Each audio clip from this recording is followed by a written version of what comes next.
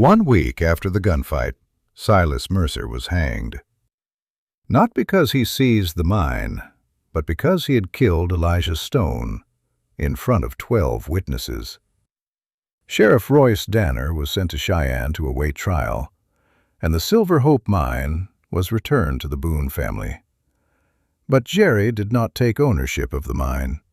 He called for Abigail, called for the old miners who had once worked with his father, called for Chief Washakie of the Paiute. They sat around the wooden table in the mine office, and Jere said, "This mine will be split 3 ways.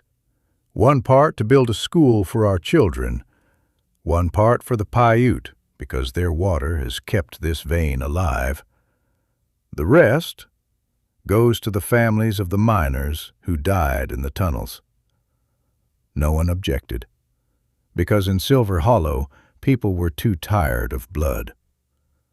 Eliza stayed on as the school teacher.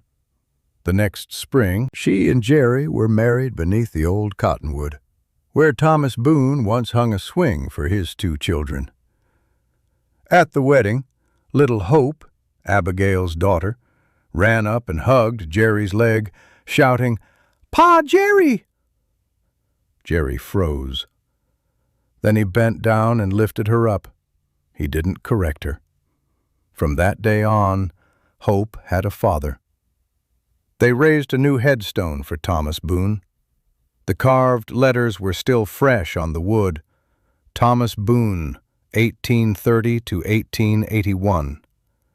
His name cleared. Justice is something the living must win for themselves. Jere hung his gun on the wall. He didn't sell it. He didn't throw it away. One evening, Hope pointed at the gun and asked, "Pa, why don't we use the gun anymore?" Jere looked at her, then out the window where the wind was blowing through the valley. He answered, "The West doesn't need more guns, child. The West needs people who know when not to draw." Each evening, the wind blew through Silver Valley. It carried red dust. It carried the school bell. It carried the train whistle.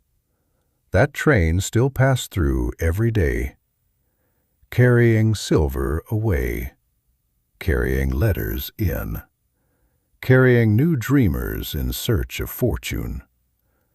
Silver Hollow was still a dusty town, but now, when night fell, people locked their doors, not because they feared the shadows outside, only because of the cold wind.